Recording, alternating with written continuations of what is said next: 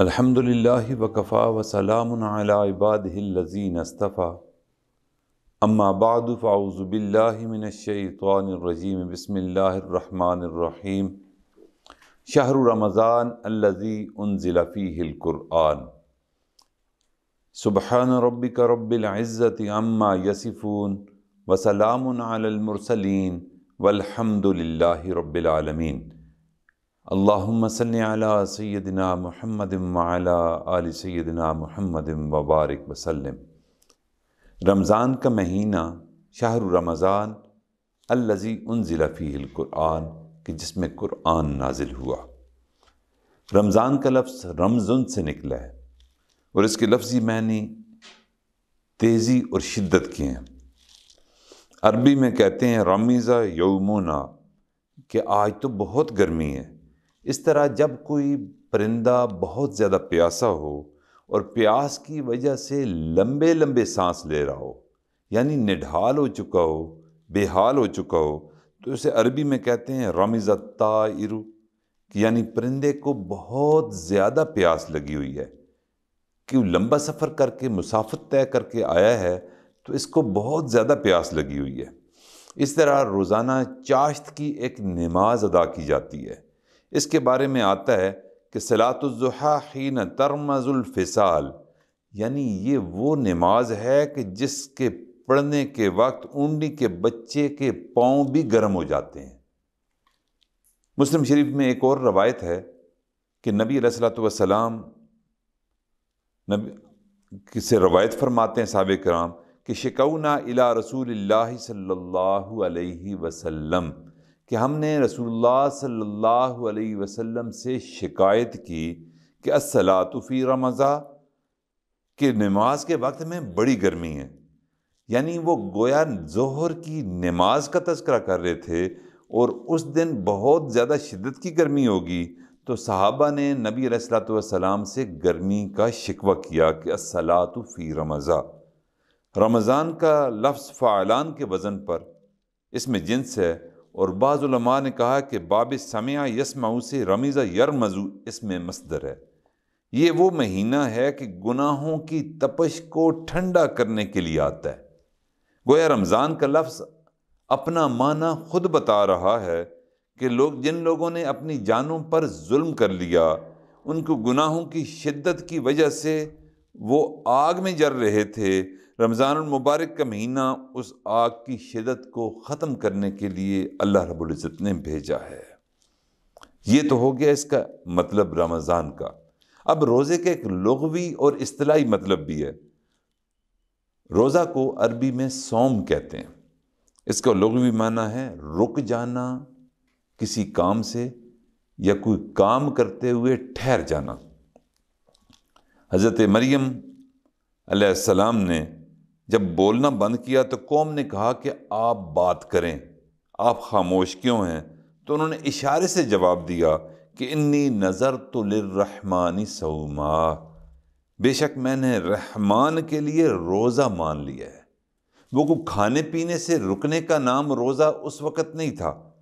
انہوں نے صائم کا مطلب کیا بنا اس کا کہ بولنے چالنے سے میں رک گئی ہوں، میں بولوں چالوں گی نہیں، یہ تو ایک مطلب ہو گیا۔ اس طرح اگر کوئی گھوڑا چلتے چلتے رک جائے اور تھکاوٹ کی وجہ سے نہ چل پا رہا ہو، یعنی وہ نڈھال ہو چکا ہو، لمبی مسافت سے اس کے اندر سے انرجی ختم ہو چکی ہو، تو عربی میں اس نڈھال گھوڑے کو صائم کہتے ہیں۔ اسی طرح عرب کے جو لوگ تھے وہ گھوڑوں کو جہاد کے لیے تیار کیا کرتے تھے اور جہاد کی تیاری کے لیے مشق کیا کرتے تھے، خود بھی آپس میں ہتھیاروں سے مشق کیا کرتے تھے اور اپنے گھوڑوں کو بھی جہاد کی تیاری کروایا کرتے تھے۔ اب دیکھیں جہاد میں تو کوئی دانہ پانی اور گھاس چارہ وغیرہ میسر نہیں ہو سکتا گھوڑے کو، تو وہ ان کو گرمی کے موسم میں عرب لوگ کھانے پینے کا روزہ رکھوا لیا کرتے تھے، یعنی روک دیتے تھے کھانا پینے کو تاکہ ان کی مشق ہو سکے۔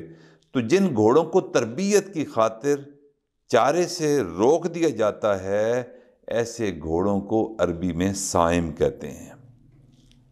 اور شرعی اصطلاح میں طلوع صبح صادق سے لے کر غروب آفتاب تک کھانے پینے اور جمع کرنے سے پرہیز کو روزہ کہتے ہیں۔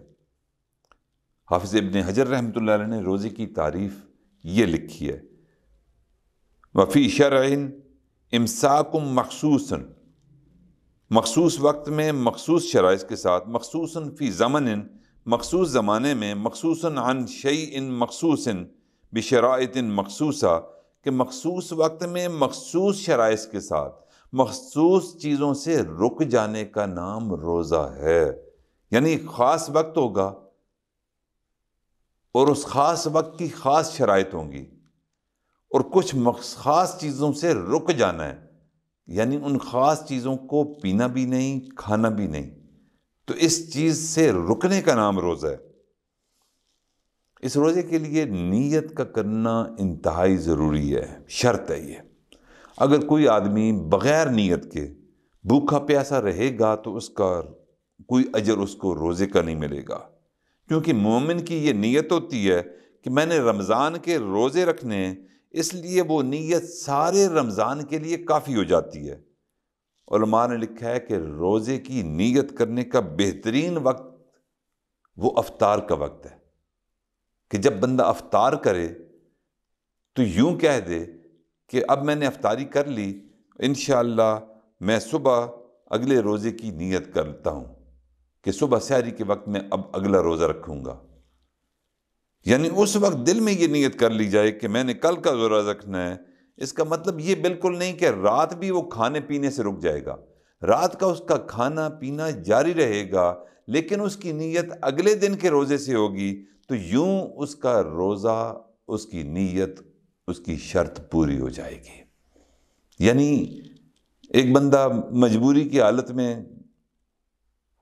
کھا پی نہیں سکتا، جنگل میں ہے، نہ پانی دستیاب ہے، نہ کھانا دستیاب ہے، اب وہ صبح سے لے کر صبح طلوع فجر سے لے کر مغرب تک وہ کھا پی نہیں رہا، اب اس نے نہ سحری کی ہوئی ہے نہ افطاری وہ کرے گا، تو اب یہ پورے دن کی بھوک اور پیاس اس کا روزہ نہیں ہوگا۔ اس کے لیے ضروری ہے کہ اس کی نیت ہو، وہ سحری کھائے، وہ افطاری کرے، اور یہ نیت کر لے۔ یعنی ایسے بندے جو حالت امن میں اپنے گھر میں موجود ہوں اور ان پر رمضان آ جائے تو پہلے دن سے ہی ان کی نیت ہوتی ہے کہ ہم نے رمضان کے روزے رکھنے ہیں، صبح طلوع سے لے کر غروب تک، طلوع آفتاب سے لے کر غروب آفتاب تک ہم نے روزے کے ساتھ رہنا ہے۔ تو اب روز ان کو نیت کرنے کی ضرورت نہیں، اب ان کے پورے رمضان کی نیت ہو گئی۔ بہت سا افطاری کے وقت صرف دل میں یہ خیال کر لیں کہ ہم انشاءاللہ کل بھی روزہ رکھیں گے، تو وہ ان کی نیت ہو جائے گی۔ میرے بھائیو، یہ وہ مہینہ ہے رمضان کا مہینہ کہ جس مبارک مہینے پر اللہ تعالیٰ کی رحمتیں، برکتیں اور فضل بڑھ جاتے ہیں۔ حدیث پاک میں آتا ہے کہ رمضان کی پہلی تاریخ کے ساتھ ہی اللہ تعالیٰ جنت کے دروازوں کو کھولنے کا حکم دے دیتے ہیں کہ دیکھو میں اپنے بندوں کے لیے ایک ایسا مہینہ بھیج رہا ہوں، اس مہینے میں تم جہنم کے دروازے بند کر دو تو جنت کے دروازے کھول لو۔ یعنی ان کی رحمت اتنی جوبن پہ ہوتی ہے کہ اللہ تعالیٰ جہنم کے دروازے بند کروا دیتے ہیں اور جنت کے دروازوں کو کھول دیا جاتا ہے۔ عجائب المخلوقات ایک کتاب امام قزوینی رحمۃ اللہ علیہ کی، اس میں ایک عجیب و غریب بات لکھی گئی ہے کہ امام جعفر صادق رحمۃ اللہ فرماتے تھے کہ ہر رمضان کا جو 5واں دن ہوتا ہے، ہر رمضان کا جو 5واں دن ہوتا ہے وہ اگلے رمضان کا پہلا دن ہوگا۔ یعنی ایک اصول بتا دیا اور قانون بتا دیا، اور پھر وہ فرماتے امام کہ میں نے اس بات کو 50 سال تک ہر رمضان میں نے دیکھا اور اسے ٹھیک پایا کہ واقعی ہر رمضان کا جو 5واں دن ہوتا ہے وہ اگلے رمضان کا پہلا دن ہوتا ہے۔ میرے بھائیو، آج دنیا بڑی سائنسدان بنی پھرتی ہے، چاند پر انہوں نے قدم رکھ لیا، زمین کے تمام نظام کو کافی حد تک انہوں نے مسخر کر لیا، علم اور فن کے عروج تک یہ دنیا پہنچ گئی، لیکن ہمارے مشائخ کو دیکھیں، اہل بیت میں سے امام جعفر صادق رضی اللہ تعالیٰ عنہ رحمۃ اللہ تعالیٰ علیہ، انہوں نے کیسی کیسی بات بتا دی۔ اور دیکھ لیجئے کہ جو بھی رمضان کا 5واں دن ہوگا وہ اگلے رمضان کا پہلا دن ہوگا۔ جب رمضان المبارک کی آمد سے پہلے ہی نبی علیہ الصلوۃ والسلام اور صحابہ اس کی آمد کے انتظار کرنے لگ پڑتے تھے۔